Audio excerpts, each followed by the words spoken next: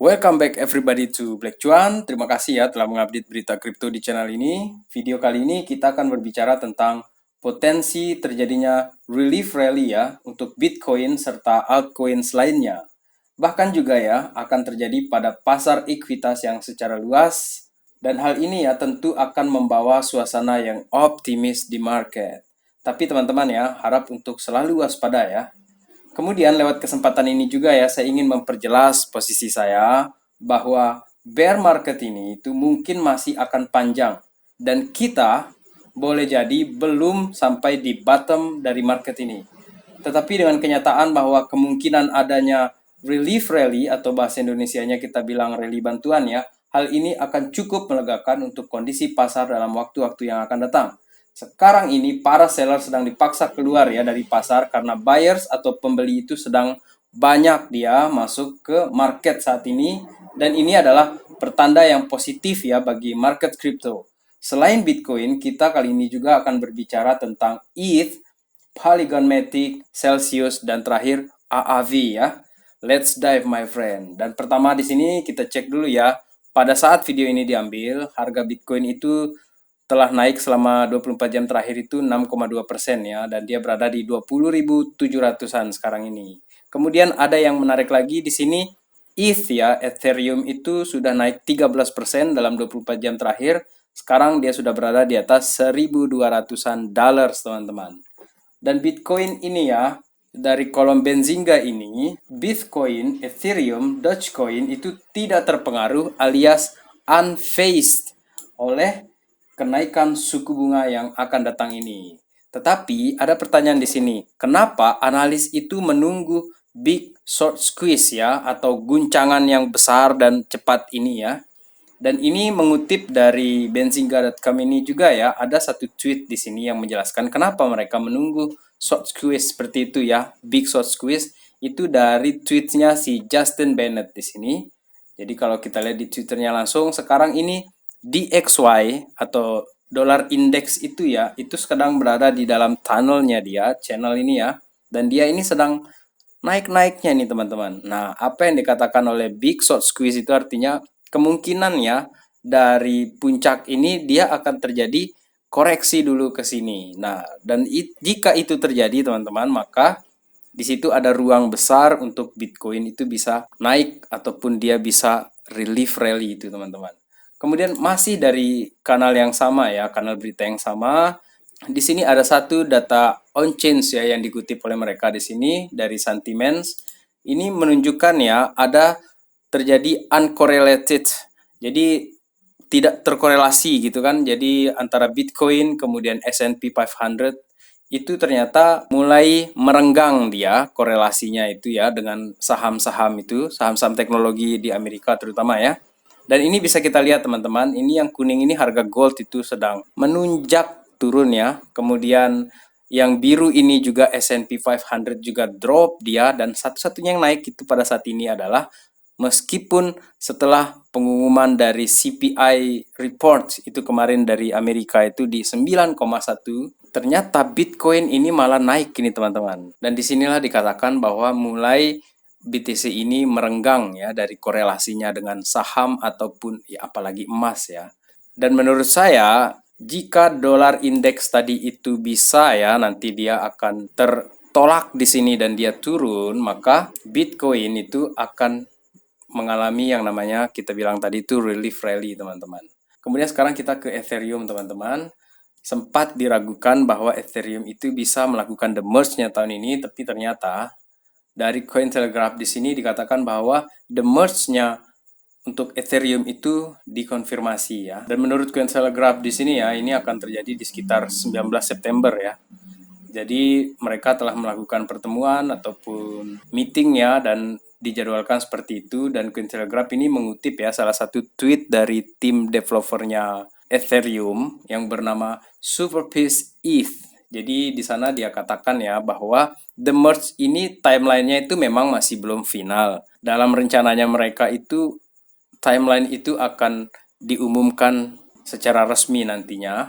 Dan dari postingan timeline yang dia tampilkan di sini itu ya bahwa Ethereum itu untuk mainnet ya kita di sini itu Mainnet itu direncanakan akan dimulai mungkin di tanggal 18 ya. Kemudian merge-nya itu akan mulai terjadi nanti itu di tanggal 19 September.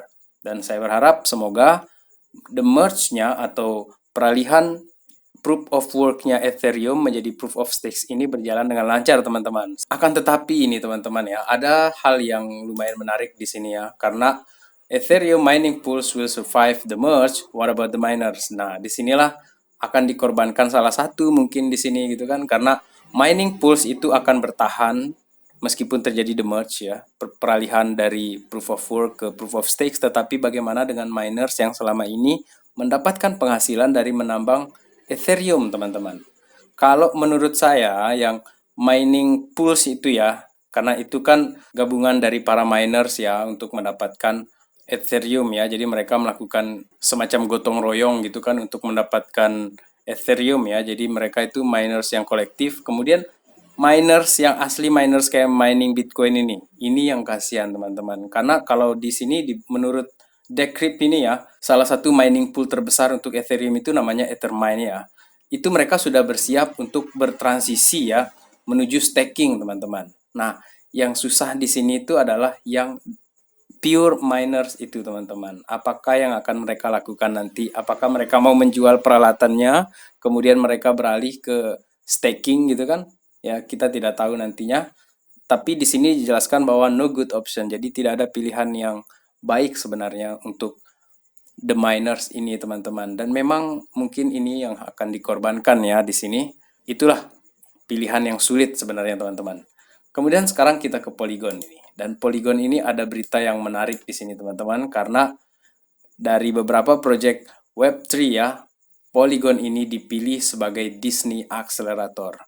Jadi menurut saya inilah salah satu juga yang membuat Polygon itu dia naik kemarin itu ya, dari beberapa hari yang lalu. Ini Polygon memang bagus kemarin harganya. Dan juga saya ingin menyampaikan terima kasih ya sebelum saya membahas lebih jauh Polygon ini ya. Di kolom komentar itu di video saya yang terakhir itu ada yang memberikan informasi ya bahwa pada suatu hari nanti Polygon itu akan berharga $100 per koin.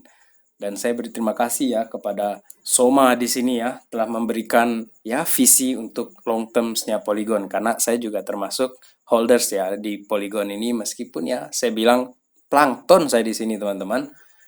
Kemudian di sini timnya Polygon itu mengeluarkan tweet ya gara-gara kejadian ini. Dia di sana dia katakan mereka ini dengan bangga ya mengumumkan bahwa Polygon telah terpilih sebagai salah satu akselerator untuk programnya Disney, teman-teman. Jadi buat yang hold Polygon, silakan tulis komentar kalian di bawah apa pandangan kalian tentang Polygon ini ke depannya, teman-teman. Kemudian kita beralih ke Celsius sekarang ini, teman-teman ya. Celsius ini menyatakan dirinya bangkrut. Dan dengan ini, dia melaporkan dirinya ke dalam bagian chapter 11 untuk bisnis di Amerika ya. Jadi chapter 11 itu artinya, jadi filing for chapter 11 ya, atau di chapter 11 itu artinya di Amerika ya. Ini aturan yang terjadi di sana. Mereka melaporkan kepada pemerintah Amerika bahwa mereka bangkrut, teman-teman. Dan perbedaannya itu adalah kalaupun dilaporkan sebagai chapter 11 ya di bisnis di Amerika itu, mereka masih bisa beroperasi, teman-teman. Beda kalau dia dilaporkan ke chapter 7-nya. Dan di chapter 7 itu kan untuk perusahaan yang benar-benar bangkrut habis-habisan. Jadi orang itu akan mengambil alih nama, brand, segala macam tentang perusahaan itu. Nah, di Celsius ini mereka masih bisa beroperasi, teman-teman. Karena kemarin juga dia bisa bayar hutang kan. Sebagian besar itu masih mampulah dia bayar hutangnya, meskipun di dalam chapter 11 itu dia itu diatur ya untuk bisa membayar hutang secara bertahap. Jadi menurut saya Celsius ini ada kemungkinan ya dia akan bisa berhasil untuk bertahan di winter market ini, teman-teman. Dan berkaitan dengan bangkrut ini ya, jika resesi itu terjadi nih teman-teman, apakah Indonesia bisa bertahan? Karena setelah Sri Lanka kemarin itu ya sudah bangkrut habis total negara itu, karena politik lah, peristiwa politik di sana. Sekarang ini ada Laos dan Myanmar juga. Dan di sini dikatakan apakah dia bisa menular ke Indonesia? Ini kayak penyakit aja dia menular ya. Kayak COVID kemarin tuh dia menular. Tetapi menurut saya di sini ya masih kuat lah Indonesia, karena menurut analis di sini ya dijelaskan bahwa memang ya berbahayanya untuk terjadinya kasus-kasus bangkrut negara di Asia Tenggara itu akan berdampak juga ke negara lain. Salah satunya investor, teman-teman. Dia mungkin akan angkat kaki dari negara-negara Asia Tenggara karena dianggap, wah di sini sudah tidak bisa nih kita berinvestasi terlalu lama karena negaranya tidak bagus manajemennya segala macam lah kayak gitu. Dan apa yang terjadi jika investor-investor keluar, kita juga akan kehilangan kemampuan dalam hal bargaining ya untuk ekspor dan import kita. Itu akan bermasalah, teman-teman. Dan negara yang bangkrut tadi itu juga termasuk salah satu negara yang menerima ekspor kita, teman-teman. Jadi kalau mereka sudah tidak bisa, maka barang-barang kita juga susah untuk keluarnya dan siapa yang mau beli lagi nanti gitu kan. Kemudian untuk Indonesia ini masih ya di sini menurut Kompas ya teman-teman, utang pemerintah Indonesia itu sudah tembus 7.002 triliun teman-teman. Jadi menurut kalian ini dengan jumlah hutang seperti itu ya meskipun itu masih dikategorikan sebagai aman lah gitu kan. Tetapi kan goncangan ekonomi yang mungkin terjadi itu bisa saja kan. Jadi kita memang wajib waspada ini teman-teman ya. Dan mengenai ekonomi kita yang terjadi pada saat ini, coba kalian tulis pendapat kalian teman-teman akan seperti apa kita ini jika terjadi goncangan yang luar biasa ya di dalam ekonomi dunia dalam waktu yang akan datang. Dan sebelum saya lanjut ke AAV ini teman-teman ya, luangkan waktu kalian sebentar saja ya untuk like, comment, dan subscribe ya.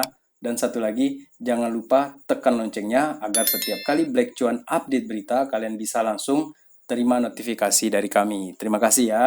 Baik, untuk harga AAV ini ya teman-teman, dia sudah naik 34% ya di bulan Juli kemarin. Dan bisakah rally ini berlanjut? Untuk kita ketahui bersama teman-teman ya, sejauh yang saya pahami ini atau sejauh yang saya tahu ya bahwa AAV ini belum pernah kena bajak ataupun dieksploitasi ya jaringannya. Jadi ini juga ya salah satu yang membuat banyak investor itu yakin dengan proyek AAV ini. Jadi ini proyek yang berbasis di London ya dan dia ini masuk ke dalam ekosistemnya Ethereum ya. Dan di sini apa yang baru tentang AAV? Jadi kenapa AAV ini dalam waktu beberapa hari belakangan ini dia naik gitu kan atau bulan kemarin lah dia naik. Ternyata AAV ini itu mengusulkan untuk pembuatan stablecoin di ekosistemnya yang bernama GHO atau GHO. Sebagaimana tim pengembang menamakannya ya seperti itu dan akan datang untuk memperkuat proposisi nilai dari AAV ya dan memungkinkan pengguna untuk meminjam serta meminjamkan koin mereka sementara perbendaharaan proyek ini juga bisa dapat berpartisipasi dalam percetakan token untuk mendapatkan pembayaran bunga dan untuk lebih memperkuat posisinya AAV selama bear market ini mungkin teman-teman ya. Dan peminjam atau lenders itu akan mendapatkan GSO ya berdasarkan berapa banyak yang mereka staking ya di jaringan AAV ini dan sementara itu pemberi pinjaman itu juga akan mencetak GSO dengan menyetorkan uang ke dalam protokol. Tingkat bunga yang dibayarkan untuk peminjaman GSO ini ya akan ditentukan oleh AAV DAO dan hal yang sama juga berlaku untuk pemberi pinjaman GHO teman-teman. Jadi menurut saya AAV ini masih punya peluang yang besar ya untuk menjadi salah satu kuda hitam lah di DeFi ya. Setelah kejatuhan Luna kemarin itu ya di DeFi itu kemudian Celsius ya dan ada juga Voyagers di sana yang juga tumbang ya. Saya kira AAV ini ya dengan kemampuan dia, dengan riwayat dia yang belum pernah kena bajak ya. Tolong dikoreksi kalau mungkin ada informasi yang lain ya. Jadi menurut saya AAV inilah yang akan menjadi salah satu katalis ya untuk pergerakan pasar kripto di market ini ya teman-teman untuk jangka waktu yang short term sini ya. Tetapi harap diingat ya untuk kita jangan terlalu overconfidence ya teman-teman. Jadi kita harus tetap waspada dan sekian video kali ini ya. Terima kasih telah menonton. Black Cuan akan kembali untuk update yang berikutnya. Salam Black Cuan. Peace my friend.